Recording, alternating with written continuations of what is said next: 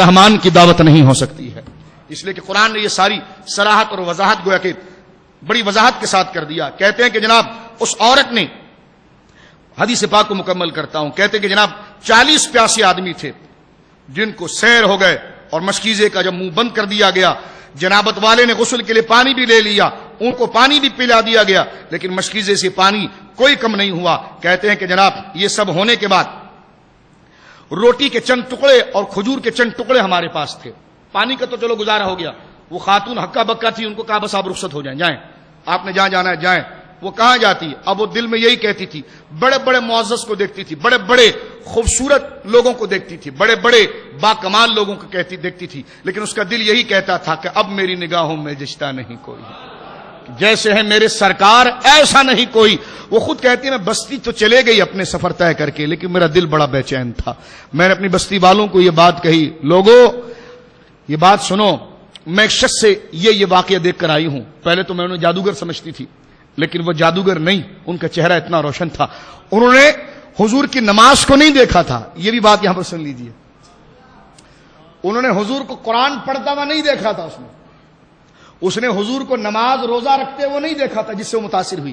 یہ الگ بات ہے کہ نماز سے بھی متاثر ہوا جاتا ہے، یہ الگ بات ہے کہ حضور کی تلاوت سے بھی متاثر ہوا جاتا ہے، لیکن وہ متاثر ہوئی ہے تو حضور کی کرامت سے ہوئی ہے، حضور کی عظمت سے ہوئی ہے، حضور کے معجزے سے ہوئی ہے.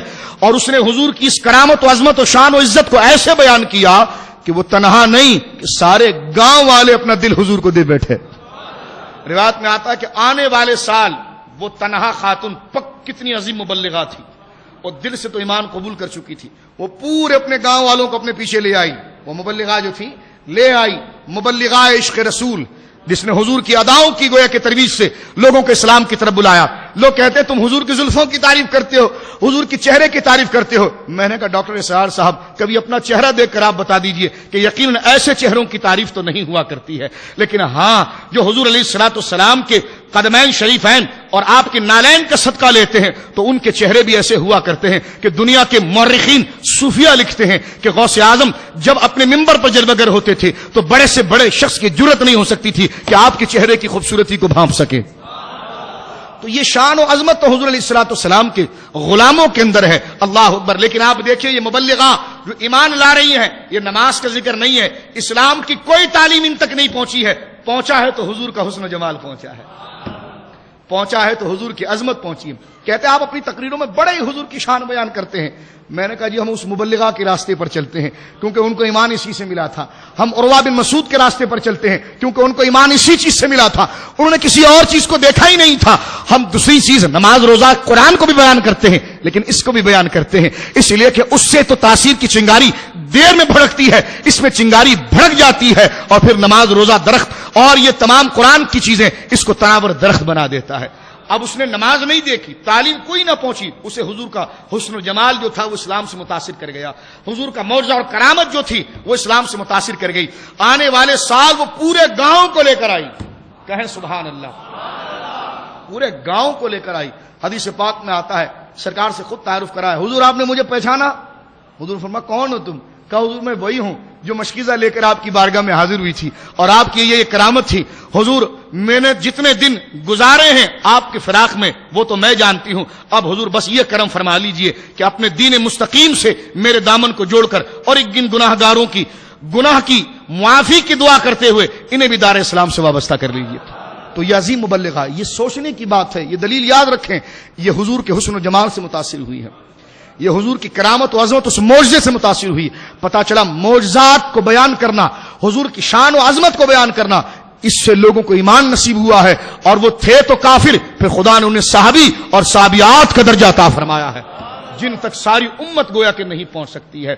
فرمایا صحابہ کہتے ہیں پھر اس میں کہ چند روٹی اور چند کھجور ہمارے پاس تھے، چند روٹی اور چند کھجور ہمارے پاس تھے. کہتے ہیں اس کے علاوہ کچھ تھا ہی نہیں ہمارے پاس. حضور کے پاس لگے کہ حضور پانی کا مسئلہ تو حل ہو گیا، یہ چند کھجور کیسے کھائیں گے؟ حضور نے فرمایا بس اس کو لے آؤ قریب. کہتے ہیں کہ ایک تھیلے میں باندھ کر حضور علیہ الصلوۃ والسلام تھیلے میں باندھ کر اس لایا گیا اور حضور علیہ الصلوۃ والسلام کے قریب لا کر جب رکھا گیا، کہتے ہیں روٹی کے وہ ٹکڑے اور کھجور لے کر جب آئے، ان سب کو حضور نے ایک تھیلی میں ڈالا اور پھر کچھ کو تو حضور علیہ الصلوۃ والسلام نے تبرک بنایا تو اس میں وافر مقدار میں گویا کہ اس رزق میں اضافہ ہو گیا. اور مسلم کی حدیث دوسری میرے سامنے آتی ہے جس میں یہ لفظ، کیونکہ بعض حدیث میں بعض واقعات ہے، بعض میں الفاظ کی ترمیم ہوتی ہے، بعض میں اضافہ ہوتا ہے، تخفیف ہوتی ہے اور بعد میں اضافہ ہوتا ہے. اس حدیث پاک کے اندر جو دوسری اس کے بعد آ رہی ہے کتاب المساجد کے اندر، تو اس میں یہ ہے کہ حضور نے جو بعد میں کھجور اور ٹکڑے بچ گئے تھے، کہا حضور یہ بچ گیا ہے. سرکار نے فرمایا اس کو اپنے تھیلیوں میں نہ رکھو، اس کو باندھ کر لے آؤ. جب لایا گیا تو سرکار نے اس خاتون سے کہا کہ دیکھ تو نے بڑی مہربانی کی ہے، یہ کھجور اور روٹی کے ٹکڑے لے جا اپنے بچوں کو کھلا دینا. یہ حضور علیہ الصلوۃ والسلام نے اس کے لیے دے دیا. یہاں پر علماء، جو یہ ساری حدیث کے بعد جو میں بات آپ کی خدمت میں عرض کرنا چاہ رہا تھا، یہاں پر علماء اس بات کو ذکر کرتے ہیں کہ سید عالم صلی اللہ علیہ وسلم نے اس جگہ پر نماز نہیں پڑھی اور اسی وقت میرے آقا اٹھے اور فرمایا ہم یہاں پر نماز نہیں پڑھیں گے اور ہم یہاں سے جا رہے ہیں. فرمایا اس کی وجہ کیا ہے؟ میرے پاس وقت نہیں ہے، مجھے آگے اور دلائل پیش کرنے ہیں. ورنہ امام اعظم ابو حنیفہ کا فقہ آپ دیکھیں. امام اعظم ابو حنیفہ رحمۃ اللہ علیہ یہ مسئلہ بیان کرتے ہیں، اگر کوئی شخص سو گیا اور سونے میں اس کی نماز نکل گئی تو کیا وہ نماز کو فوراً ادا کرے گا؟ جیسا اٹھا اسی وقت وضو کر کے نماز ادا کرے؟ یہ بعد میں بھی وہ اس کی قضا کر سکتا ہے. تو امام احمد، امام شافعی، امام مالک، ان کا مذہب یہ ہے، وہ کہتے ہیں جیسی انسان مثال کے طور پر خدا نہ کرے بندے کی آنکھ لگ گئی، الارم بجتا رہا، ساری قوت اور ساری استطاعت کے معاملات اور ساری بیداری کے جو اسباب اس نے ملحوظ خاطر رکھے، لیکن اس کی آنکھ ہی نہیں کھل پائی. جب آنکھ نہیں کھل پائی تو پھر یہ مرفوع القلم ہے، یعنی اس کو ہوش ہی نہیں رہا کہ کب وقت نکل گیا. یہ رخصت ملی ہے یہاں سے. لوگ کہتے ہیں جناب حضور علیہ الصلوۃ والسلام کی گویا کہ نماز کی ہے شان ہو گئی ہے کہ حضور کی نماز نکل گئی. ہم نے کہا اگر یہ معاملہ حضور پر نہ ہوتا تو تمہاری نمازیں نکل جاتی تو تمہیں سنت کے آثار کہاں سے ملتے تھے؟ اور حضور کی تو عظمت ہے جو حضور خود فرماتے ہیں آئنا یا تنامانی ولا ینام قلبی. حضور تو خود فرماتے میری آنکھیں بند ہوتی میرا دل جاگ رہا ہوتا ہے. وہاں تو نماز کے جانے کا تصور ہی نہیں ہے. لیکن آئیے عاشقوں کی بات سنیے، یہ تو حضور کی سیرت تھی. اللہ نے سارے احوال بشریہ کو حضور پر اس لیے رکھا ہے تاکہ کہا جائے کہ نبی ہی کی زندگی جو ہے ساری انسانیت کے لیے کامل نمونہ ہے.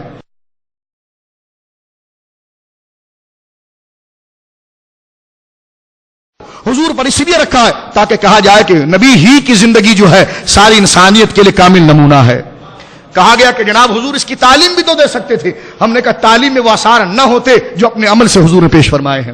تو یہ وہ نمازیں جو بظاہر ہم سے قضا ہو جائیں اس صورت کے اعتبار سے اس کو ہم کیسے ادا کریں گے، تو اس میں حضور علیہ الصلوۃ والسلام کی حدیث اور یہ سنت اس کی گویا کہ غمازی کر رہی ہے اور اس چیز کو بتا رہی ہے. ورنہ سید عالم صلی اللہ علیہ وسلم خود فرماتے ہیں کہ میرا دل جاگ رہا ہے اور میری آنکھیں سو رہی ہے.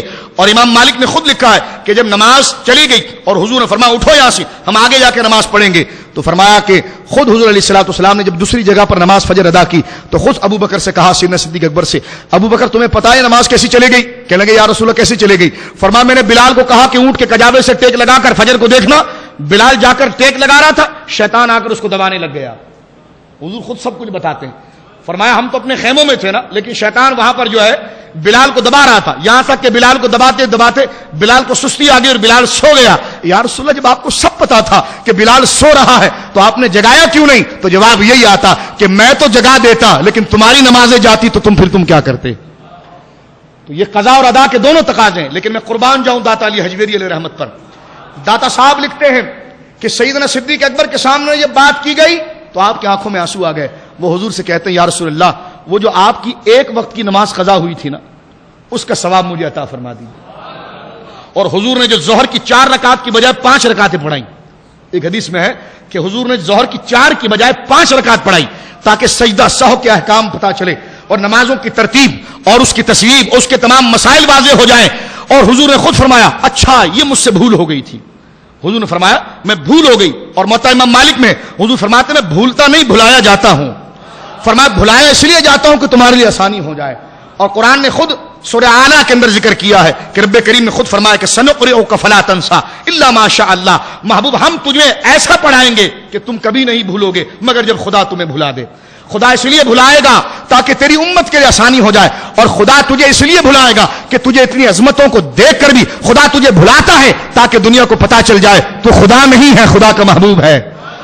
بھولنے سے اگر کوئی پاک ہے تو وہ خدا ہے، نیند سے اگر کوئی پاک ہے تو وہ خدا ہے، اونگنے سے اگر کوئی پاک ہے تو وہ خدا ہے. محبوب یہ پتا چل جائے تیرے سے عدم الوہیت کی بات آ جائے, تجھ سے الوہیت کی نفی ہو جائے, اور کوئی تیری امت غلو نہ کر سکے, خدا یا خدا کا بیٹا تجھے نہ کہہ دے, تجھے بھلایا اس لیے گیا ہے تاکہ پتا چل جائے کہ تو خدا کا عظیم بندہ ہے, محبوب ہے, مخلوق ہے, خالق نہیں ہے, تو عبد ہے, معبود نہیں ہے. یہ واضح فرق گویا کہ وہاں پر تھا. لیکن حضرت سیدنا صدیق اکبر کہتے ہیں کہ حضور جو آپ ایک رکعت بھول گئے نا, تو وہ اپنی بھولی ہوئی رکعت کا ثواب مجھے دے دیجیے. عاشق اس چیز کو سمجھتا ہے نا. داتا صاحب نے نقل کیا ہے, داتا صاحب اس بات کو کشف المحجوب میں نقل کرتے ہیں کہ حضرت ابوبکر خود کہتے ہیں کہ حضور جو آپ کی ایک وقت کی وہ بھولی ہوئی نماز ہے نا, جس کو آپ کہتے ہیں میں بھول گیا اور ایک رکعت زیادہ پڑھ لی, تو حضور وہ آپ کی ایک رکعت جو بھولی ہوئی ہے وہ ثواب مجھے عطا فرما دیجئے. تو آپ دیکھیے کہ سیدنا صدیق اکبر خود جانتے ہیں کہ نبی کے ہر عمل کے اندر خدا نے اجر و ثواب رکھا ہے, اس لیے کہ سب منشاء الہی اور مرضی الہی کے مطابق ہوتا ہے, مرضی الہی کے عین مطابق ہوتا ہے. میرے دوستو یہاں سے پتا چلا امام اعظم ابو حنیفہ کے مقابلے پر جو تینوں امام ہیں, اس فقہ کے مسئلے کے مقابلے کا لفظ عرض کر رہا ہوں, جو تینوں امام ہیں وہ کہتے ہیں جب بندے کی نماز قضا ہو جائے نیند میں تو اس پر واجب ہے, کیا فرماتے ہیں, واجب ہے کہ جیسے اس کی آنکھ کھلے وہ وضو کرے اور اسی وقت نماز پڑھے. امام اعظم کہتے ہیں نہیں جی ایسا کوئی ضروری نہیں ہے. آپ فرماتے ہیں کہ جس کی آنکھ لگ گئی اور نماز نکل گئی, اس کے بعد وہ اپنے سہولت کا وقت دیکھ کر وضو کر کے نماز پڑھ سکتا ہے, اسی وقت نماز پڑھنا اس کے لیے ضروری نہیں. وہ امام پوچھتے آپ کی کیا دلیل ہے؟ فرمایا یہی حدیث تو دلیل ہے کہ سرکار علیہ الصلوۃ والسلام کی بظاہر فجر کی نماز نکلی, حضور نے اسی جگہ پر اسی وقت فجر ادا نہ کی بلکہ فرمایا سفر باندھو ہم آگے جا کر کہیں نماز پڑھیں گے. تو یہ امام اعظم کی دلیل بھی بنتی ہے حدیث فقہ کے اندر, یہ حدیث امام اعظم کی دلیل بھی بنتی ہے. خیر ان مسائل کے بعد یہ بات ثابت ہوتی ہے کہ حضور نے اسی وقت نماز پڑھنے کی بات کیوں نہیں کی. یہ تمام ائمہ اس بات پر گویا کہ متفق ہیں. فرمایا اس لیے نہیں کی کہ آثار شر جو تھی اور اوقات منہیہ کہ جس میں نمازیں منع ہے اس وجہ سے منع کیا گیا, اور وہاں پر شیطان کا دخل تھا, اس لیے اللہ رب العالمین نے اپنے محبوب کو منع فرمایا. اور علماء لکھتے ہیں کہ پھر اس سے یہ بات ثابت ہو گئی کہ جس جگہ اللہ کی رحمت کے آثار ہوں, یعنی جہاں پر شیطان کے شر کے آثار ہو, وہ جگہ منحوس ہو جاتی ہے, وہاں پر عبادت نہیں کی جاتی. تو جہاں پر اللہ کی رحمت کے آثار ہوں, چاہے وہ مسجد ہو, کعبہ ہو, مسجد نبوی ہو, دربار رسالت ہو, اولیاء کا مزار ہو, اس جگہ پر عبادت کرنا, اس جگہ پر جانا خیر کا حصول کرنا ہے اور نیکی میں دگنا اجر پانا ہے. اس لیے قاضی ثناء اللہ پانی پتی رحمت اللہ علیہ نے اس جگہ پر یہ بات بڑے خوبصورت انداز میں گویا کہ ذکر فرمائی ہے. آپ لکھتے ہیں کہ اسی ولا تقولوا لمن واتخذوا من مقام ابراہیم مصلی, کہ حضرت ابراہیم علیہ السلام نے جس جگہ کو مصلی بنایا تھا, فرمایا اس کی وجہ اور اس کی خاصیت کیا تھی. تو وہاں پر اس بات کو ذکر کرتے ہیں. فرمایا یہاں پر یہ بات موجود ہے کہ جس جگہ پر اللہ کا بندہ ایک ساتھ کے لیے رک جاتا ہے, اللہ کا بندہ مکث فیہ حین من الدہر, زمانے کا ایک لحظہ, حین ایک لحظہ اللہ کو